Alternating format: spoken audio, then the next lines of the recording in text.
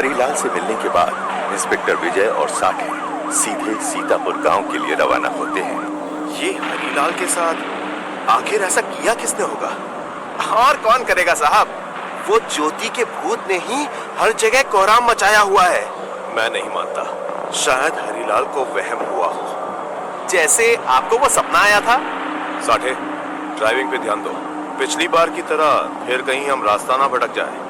गांव वालों से पूछते हुए जल्द ही वो श्री राम जी के मंदिर के पास पहुंच जाते हैं। मंदिर का एक आदमी उन्हें सूर्य प्रकाश जी के घर ले जाता है। प्रणाम बाबा, मैं पुलिस इंस्पेक्टर विजय हूँ और यह है कांस्टेबल साठे। हम दोनों समस्तीपुर गांव से एक केस के सिलसिले में आपसे कुछ पता करने आए हैं। पर मेरे बारे में आपको किसने बताया? मैं तो किसी पुलिस केस के बारे में जानता तक नहीं। वो मैं आपको बता दूंगा।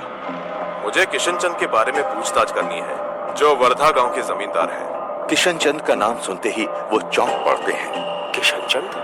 क्या पता करना है आपको उसके बारे में? कुछ साल पहले वो अपना सब कुछ बेचकर चला गया, तब से उससे कोई बात नहीं है। एक नंबर का स्वार्थी और पापी इंसान था वो। हम उसी के बारे में पता करने आए हैं। थोड़ा विस्तार में बताइए पुजारी जी। किशन चंद यहाँ के सबसे बड़े जमींदार भवानी शंकर जी का इकलौता बेटा था। पिता एकदम साधु प्रवृत्ति के और वो उनकी संतान होते हुए भी असुर प्रवृत्ति का था। एकदम बेईमान और अय्याश किस्म का इंसान। भवानी शंकर ने उसे शहर पढ़ने भेजा, जिससे कि वो उनका कारोबार ठीक से संभाल सके और गांव वालों की मदद कर सके। लेकिन पढ़ाई लिखाई से उसका दूर दूर तक कोई संबंध नहीं था। उल्टा शहर से आकर तो उसके तेवर ही बदल गए। पता नहीं अपने आप को क्या समझता था। उसकी हरकतों की वजह से आए दिन उसके पिता को गांव वालों के सामने शर्मिंदा होना पड़ता था। गांव की लड़कियों को अपने प्रेम के झूठे माया जाल में फंसाकर उनकी भावनाओं के साथ खेलता था वो। पूरा गांव उसकी हरकतों से परेशान था। लेकिन भवानी शंकर जी की दयालु प्रवृत्ति के चलते कोई उसे कुछ खास कह नहीं पाता था। बढ़ती उम्र के साथ भवानी शंकर को किशन चंद की चिंता सताने लगी थी।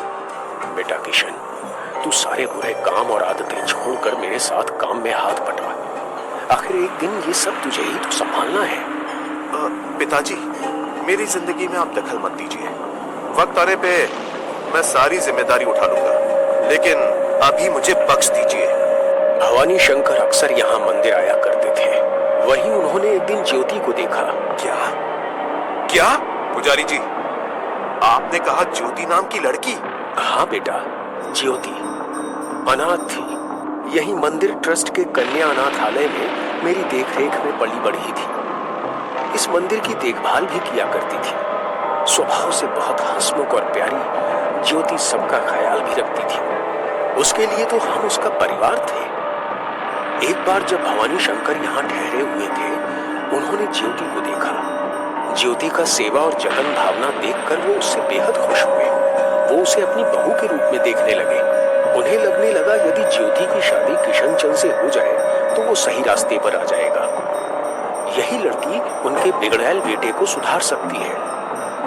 भवानी शंकर जी ने किशन की शादी ज्योति से करा दी, लेकिन किशन इस शादी से जरा भी खुश नहीं था।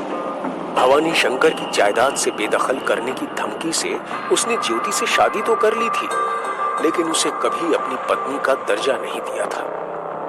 भवानी शंकर जी ने अपनी अंतिम घड़ी में जायदाद का काफी बड़ा हिस्सा ज्योति के नाम कर दिया, जिससे कि उनके जाने के बाद ज्योति के ऊपर कोई नाइंसाफी ना हो। लेकिन विधि को तो कुछ और ही मंजूर था। मतलब उसने ज्योति के साथ कुछ कर दिया? एक दिन इसी अनाथालय में पली बढ़ी ज्योति की सहेली का विवाह था। करीब 6-7 सहेलियां मिलकर पास के गांव के समस्तीपुर में शादी में शामिल होने गए थे। ज्योति भी उन्हीं के साथ गई थी। वहां रात को एक लड़की की तबीयत खराब हो गई, जिसके कारण ज्योति और 2 और लड़कियों को रात को ही वापस आना पड़ा। वापस आते वक्त उनका एक्सीडेंट हो गया। बैलगाड़ी सीधे खाई में जाकर गिर गई। शायद बैलगाड़ी वाला नशे में धुत था। पुलिस को बस 3 लाशें मिली थी, लेकिन ज्योति की लाश गायब थी। सबको लगा उसकी लाश को कोई जानवर उठाकर ले गया होगा। कुछ दिन बाद पुलिस ने केस बंद कर दिया। ज्योति के नाम की सारी जायदाद अब किशन चंद के नाम हो गई और वो सब बेचकर यहाँ से चला गया। इंस्पेक्टर विजय बहुत ध्यान से उनकी बातें सुन रहे थे। उन्होंने वो स्केच पुजारी जी को दिखाया। देखिए बाबा, क्या यही ज्योति है? हाँ बेटा, ये तस्वीर कुछ कुछ उसी से मिल रही है। ये आपको कहाँ से मिली? इंस्पेक्टर उन्हें वो सारी बातें विस्तार से बताते हैं। सूर्य प्रकाश जी को वो सब जानकर बड़ी हैरानी होती है। मुझे पहले से ही शक था कि ज्योति के साथ कुछ बहुत बुरा हुआ है। ये सब एक साजिश लगती है। रुकिए, मैं आपको उसकी तस्वीर दिखाता हूँ। तस्वीर देख लेने के बाद इंस्पेक्टर विजय को यकीन हो जाता है कि ये वही औरत थी जो उन्हें कल रात मंदिर के अबूझ सपने में मिली थी। मुझे आपके बारे में इसी औरत ने बताया था बाबा जी। फिर विजय ने कल की घटना भी पुजारी जी को बताई। सब कुछ सुनने के बाद वो हतप्रभ हो जाते हैं। आप जिस मंदिर की बात कर रहे हैं वो गांव के काफी बाहर स्थित है। ज्योति ही उस मंदिर की देखरेख किया करती थी। वो मंदिर उसे बहुत अच्छा लगता था। उसके प्राण बसे थे जैसे उस मंदिर में। आप चाहें तो मैं आपको वहां ले चल सकता हूँ। पुजारी सूर्य प्रकाश सबको लेकर उस मंदिर में आते हैं। वो सपना था या कोई हकीकत, कोई नहीं बता सकता था, पर फिर भी उस औरत की कही हर बात सच निकली थी। क्या इंस्पेक्टर विजय ने जिसे देखा था वो सच में ज्योति की आत्मा थी? जानने के लिए जरूर देखें अगला एपिसोड और तुरंत करें चैनल को सब्सक्राइब।